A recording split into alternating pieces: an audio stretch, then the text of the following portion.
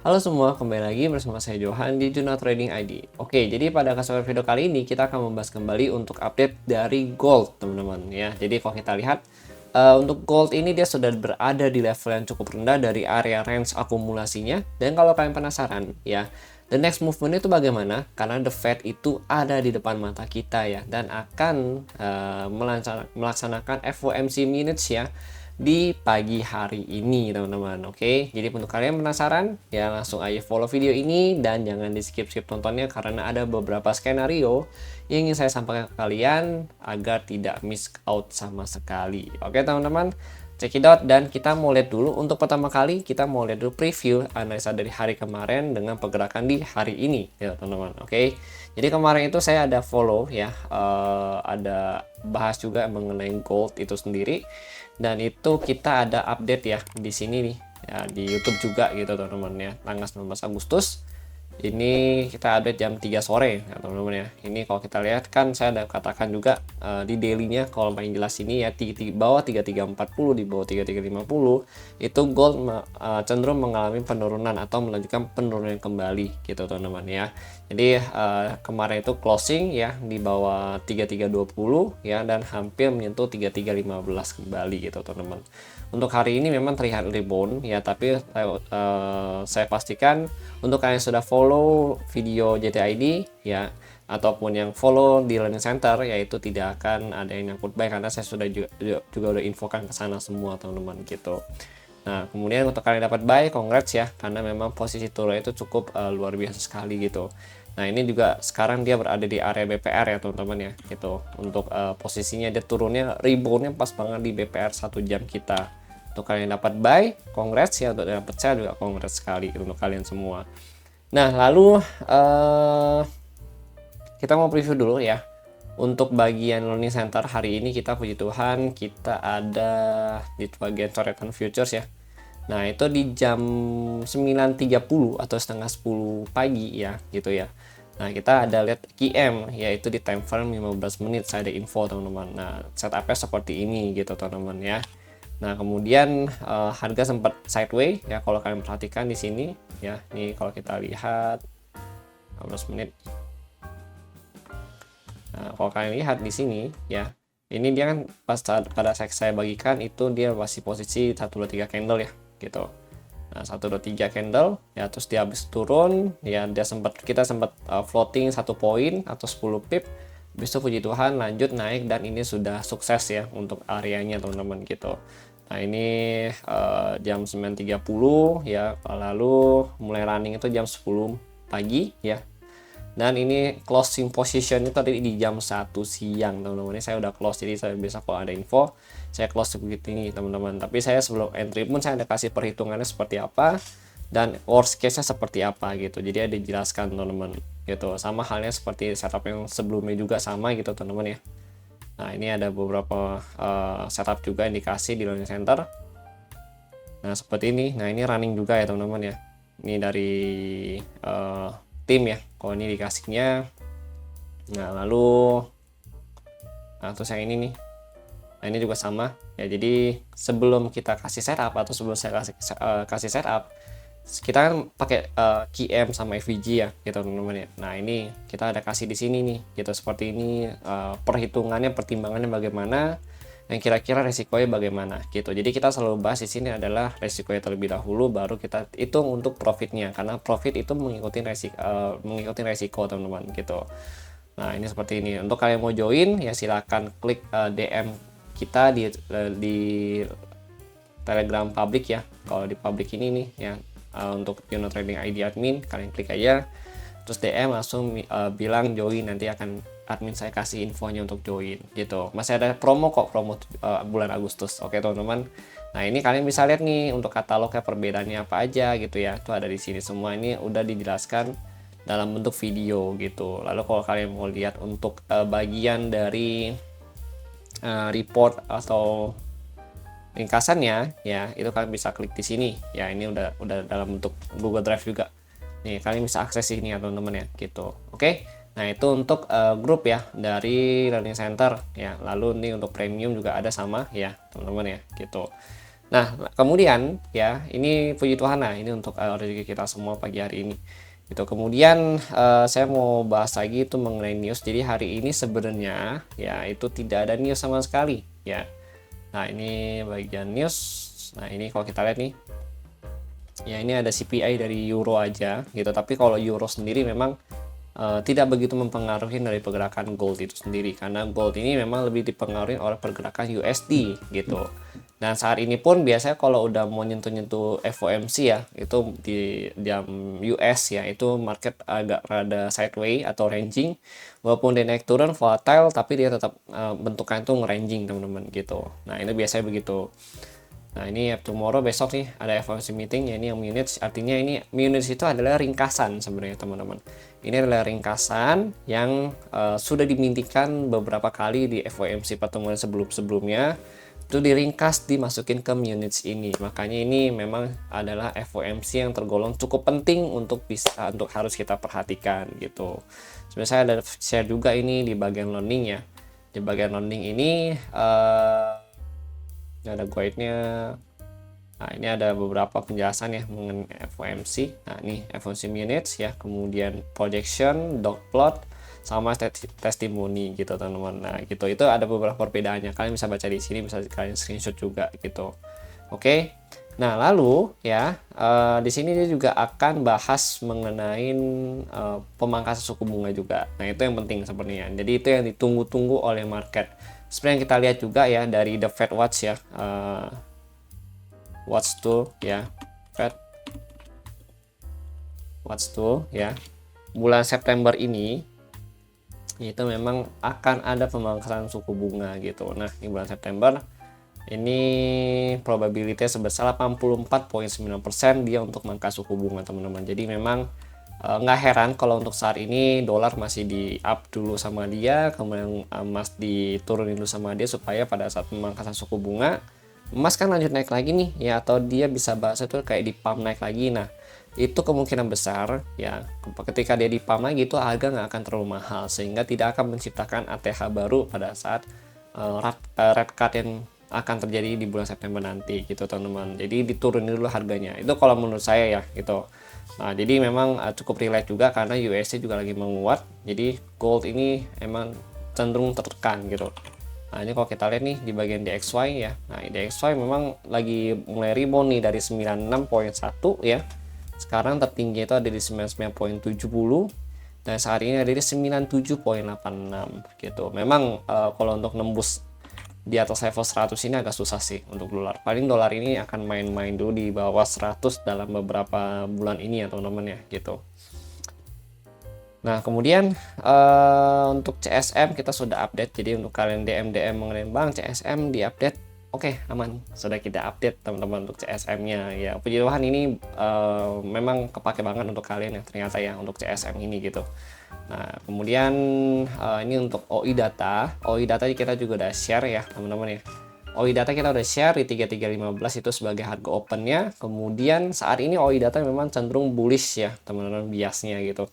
Ada di 3310, 335 ya, lalu 3345, kemudian 3365, 3370. Ini untuk target ya dari open interest data itu ada di dua level ini ya. Sorry, 3365, 3380 targetnya, cuma paling mendominasi itu ada di 3370 gitu. Lalu ada di 3335, kemudian 3345 juga. Jadi ada tiga level yang memang cukup mendominasi ya, mulai dari 3335, 3345, sorry 3365 juga ada ternyata, dan 3370. Nah, 4 level ini cukup mendominasi dan potensi untuk dikejar sama market malam ini gitu. Tapi ya mungkin kalau misalkan in case malam ini belum kejar, kemungkinan besar nanti pada saat FOMC ya di minutes nanti ini akan dikejar untuk 4 level ini gitu. Nah, sekarang kita belum tahu nih The Fed ini sifatnya akan hawkish atau dovish gitu kan teman-teman ya. Nah, di sini saya juga ada update ya. Jadi kalian tinggal baca di pin message ya. Nah, jadi apa sih itu perbedaannya antara dovish dengan hawkish ya? Jadi kalau untuk dovish ini bank sentral cenderung dia apa ya, kayak dia menurunkan suku bunga gitu. Nah, itu artinya dia dovish, atau dia itu bahasanya belum akan melakukan perubahan terhadap kebijakannya dia gitu. Nah, ini hawkish, ini namanya dovish teman-teman gitu. Dia turun nih, dolarnya turun, namanya dovish ya kan. Itu bentuknya beruang gitu kan. Nah, kemudian makanya di sini bisa dikatakan kalau emas ini berpeluang bullish ya teman-teman, kalau the Fed ngambil nada hawkish dovish. Tapi kalau nadanya hawkish ya, nah ditambah dengan data as yang solid ya, ini bisa menguat dolarnya. Artinya di sini sisi lain emas itu akan melemah gitu. Hawkish itu kayak pemerintah atau the Fed ini ya, dia itu kayak menaikkan suku bunga gitu. Jadi harusnya misalkan suku bunga 5,5% ya, atau 5,5 basis point, dinaikin ke dia sama dia menjadi 6,5 basis point. Nah, itu namanya hawkish nadanya. Tapi kalau untuk bulan September nanti, kalau memang betul ini terjadi ya, di sisi lain yang bagian ini terjadi untuk memangkas atau menurunkan suku bunga, maka di sini yang terjadi itu adalah nanti adalah dovish teman-teman ya. Ini dovish artinya di sini posisinya ya, emas ini berpeluang untuk bullish kembali. Kenapa? Karena the Fed ini melakukan pelonggaran ya, pelonggaran kebijakan dan juga menurunkan suku bunga gitu. Kalau hawkish itu mengetatkan kembali kebijakannya dan menaikkan suku bunga gitu. Itu perbedaannya gitu. Ini mungkin untuk sebagian kalian udah pasti tahu, tapi untuk yang baru terjun ke dunia trading ya, ini akan jadi informasi baru untuk kalian dan sangat penting untuk kalian perhatikan teman-teman gitu. Oke. Nah itu, nah ini berarti peluang emas itu masih bullish ya untuk pada saat bulan September nanti, karena the Fed ini potensi dovish ya dan menurunkan suku bunga di bulan September nanti gitu. 4 ke 4,25 basis point gitu. Oke teman-teman. Nah kemudian ya, berarti ya ketika dia harga turun seperti ini adalah sebenarnya jadi kesempatan emas kita untuk mengambil ancang-ancang buy ya, atau mempersiapkan ancang-ancang buy gitu. Cuma yang paling penting itu kan di mana levelnya gitu. Nah itu ya akan kita bahas step by step di dalam video ini teman-teman. Nah kemudian kan ini kan kita mau bahas mengenai FOMC dulu ya, karena FOMC itu kan paling dekat nih di pagi hari ini. Kalau misalkan untuk suku bunga ya, suku bunga ini masih lama nih, masih bulan depan gitu. Sama memang di sisi lain market itu udah mempersiapkan gitu, apakah dia akan naik atau turun, dovish atau hawkish gitu teman-teman. Makanya nggak ada salahnya juga kita mempersiapkan diri kita teman-teman. Oke. Nah seperti yang kemarin kita bahas ya, kalau kalian masih ingat untuk area-area daily-nya ya, di sini. Nah ini kan dia udah mulai turun lagi nih ya ke 3316 ya, 3313, terendahnya 3312 untuk hari ini teman-teman gitu. Nah ini kalau dia in case turun lagi ya, kita bisa manfaatkan peluang beli itu ada di 3300 atau di area support daily ya. Area support daily itu ada di 3280 sama 3268. Nah ini adalah area support daily gitu. Jadi dua level ini yang perlu kita perhatikan ya, ini satu, ini dua. Nah dua level ini yang perlu kita perhatikan untuk kita jadikan kesempatan kita untuk buy teman-teman gitu.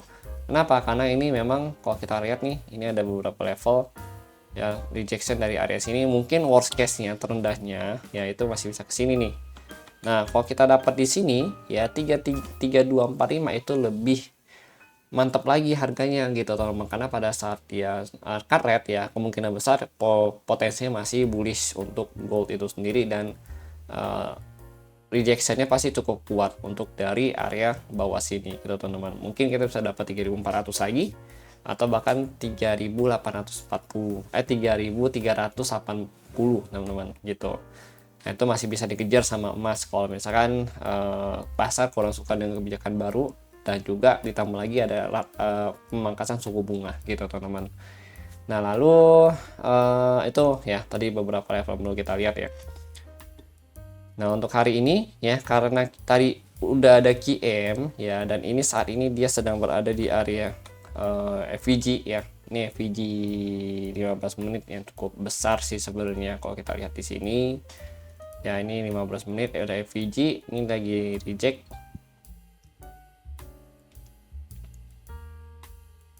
Nah ini dari FVG.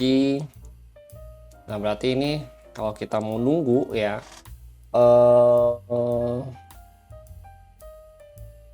sini 50%. Nah, di sini guys. Ini kalau kita mau ambil ya peluang 60%-nya itu ada di 330 sama 33 triple 3 gitu teman-teman. Ini untuk area apa? Ini untuk area pantau sell ya.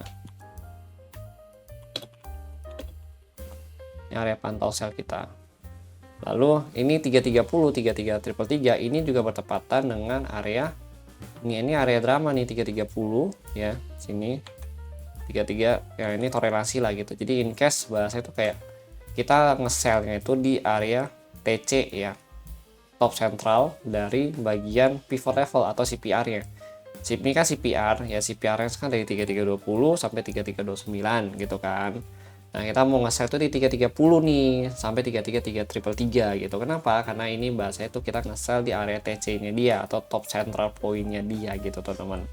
Nah, ini kalau misalkan in case dia break lagi di atas 33 berarti dia mau lanjut lagi itu ada di 3336 gitu teman-teman. 3336 ini adalah area dari R1-nya dia atau resisten pertama dia. Kemudian kedua itu baru dia ngejar 3355 gitu teman-teman. Ya, jadi masih relate ya untuk area pantau sell ini ya. Terus nanti 3336 di sini ada. Nah, ini 3355 berarti gini aja. Di atas 33 kita cari area buy dengan target bisa sampai ini kan ada resisten, ada liquidity ya. Nah, ini bisa ke sini. Liquidity di 33, 38, 33, 39. Ada liquidity ya, ini juga ada rejection beberapa kali. Kemudian di atas 33, 40 ini ada liquidity lagi. Nah, ini bisa di sell point atau area pantau. Ini kita ambil adalah area pantaunya teman-teman ya. Nah, ini area pantau semua nih gitu ya.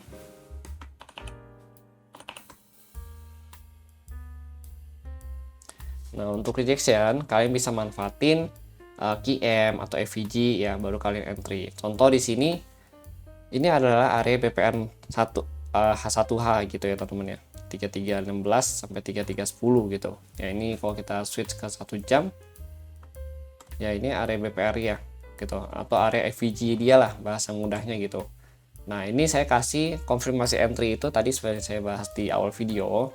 Ini QM gitu, jadi ini kan dia turun ya, terus ini dia LL, ini HL, ini HH ya kan, ini high low, lower low, higher high ya kan, terus ini ada lower height lagi. Lower height ini dia ngambil turun untuk ngambil QM ya. Jadi terbentuklah area QM. Jadi QM-nya tuh ini 1 2 3. Nah, ini QM-nya di sini. QM-nya dari higher height yang kedua gitu teman-teman. Ini kalau kita switch ke line chart ya, ini kelihatan nih. Ya, ini height 1, height 2, low 1, low 2. Nah, ini low yang ketiga tuh di sini gitu. Ambilnya itu low yang kedua yang di sini. Ini kan low 1, low 2. Nah, ini low yang kedua ini kita ambil, kita jadikan sebagai QM dan puji Tuhan harga balik di sini gitu. Sama halnya nanti begitu harga masuk di area pantau ya, pastikan kita ketemu dulu area QM, atau ini QM itu area reversal ya, atau pola reversal. Jadi kalau belum ada QM itu artinya harga belum reversal. Kenapa? Kalau ada QM itu reversal, karena QM ini adalah change of character gitu. Jadi begitu ada perubahan karakter harga, artinya market itu sudah tidak berada di jalur yang seharusnya nih gitu. Misalkan jalurnya turun ya kan, berarti kan tidak akan ada yang namanya COTS ya, atau change of character gitu. Nah, ketika dia belum ada change of character, nah makanya kita itu belum bisa ambil counter trend. Tapi begitu dia ada change of character, kita sudah bisa counter trend. Kenapa? Karena dia udah merubah struktur harganya. Jadi kita punya QM atau Quasimodo, entry-nya di sini di QM-nya. Nah, lower low ya di sini, ini SL-nya itu di bawah lower low-nya. Itu ini cuma kisaran 30 pip atau 3 poin untuk SL-nya, dan gain kita itu sampai 100 pip lebih gitu. Saat ini kalau kalian masih hold ya, di learning masih ada beberapa yang hold. Ini sudah 123 pips dari resiko 30 pips teman-teman. Jadi sebenarnya nggak ada yang mustahil kalau kita mau trading ya, tergantung kita sistemnya bagaimana, SOP bagaimana, dan risk manajemennya mau bagaimana. Cuma kalau di sini memang saya selalu batasin kalau bisa 30 pip, kalau nggak bisa maksimal tuh di 50 atau 60 pip kalau memang resikonya besar banget gitu teman-teman gitu. Oke.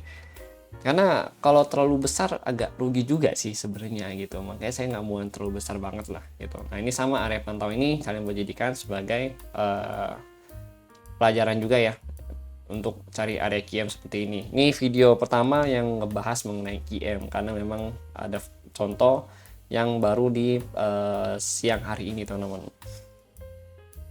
Mantau. Nah kita coba balik ke daily. Nah di daily ini maksimal kita pantau sampai 3357 ya gitu. Nah 3357 ini kan berarti kan masih belum keluar dari zona sell ya gitu ya. Nah begitu harga sudah masuk sini ya ini berarti zona sell terakhir kita nih. Nah ini zona sell terakhir kita, cuma kalau udah di sini sih kayak saya belum mau ambil dulu deh karena biasanya maksimal untuk intraday saya cuma ngambil kurang lebih 3 zona. Ini kan dia juga kalau kita lihat dari intraday ya 1 jam gitu. Nah, itu kan daily kan beda kan hitungannya.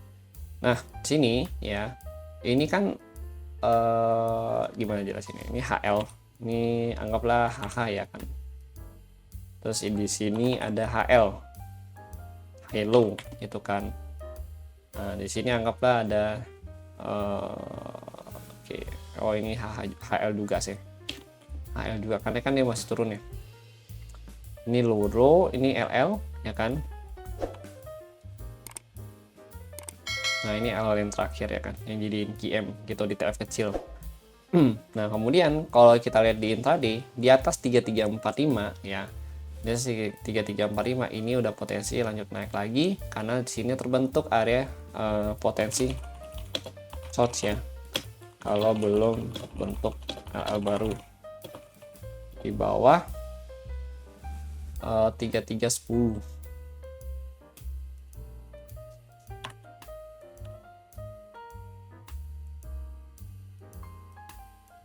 Potensi shorts itu di 3345 ya. Kalau dia belum ngebentuk L, kalau dia belum ngebentuk L baru di 3310. Berarti kalau kita lihat area pantau yang cukup strategis untuk kita nge-sell itu ada di 3 zona ini gitu. Terutama 2 zona. 2 zona ini. Dia itu di 3330, 3333, lalu di 3338 sama 3339 gitu. Kalau ini memang agak riskan ya. Ini agak riskan. Oke. Nah, ini ya kalian perlu perhatiin. Kalau dia buat L baru atau di bawah 3310 ya. Kalau harga itu lanjut di bawah 3310, berarti kita udah cukup tunggu di sini aja. Nah, kita udah ini kita belum pakai ini ya. Kalau 3310 langsung aja lanjut. Kita tunggu di 3300 ya, karena ini kalau kita perhatikan 3300 ya sampai kurang lebih 3393 ya, ini zona pantau. Terus finalnya itu dari 3280 3268 target final range.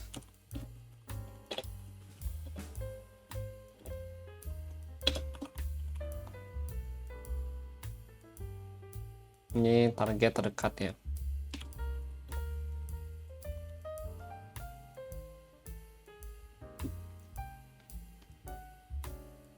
Sip.